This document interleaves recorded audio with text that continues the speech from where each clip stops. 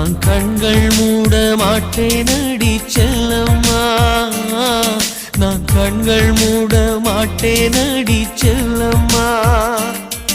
அடி நீதான் என் சந்தோஷம், பூவெல்லாம் உன் வாசம், நீ பேசும் பேச்செல்லாம் நான் கேட்கும் சங்கீதம், உன் புன்னகை நான் சேமிக்கின்ற செல்வமடி.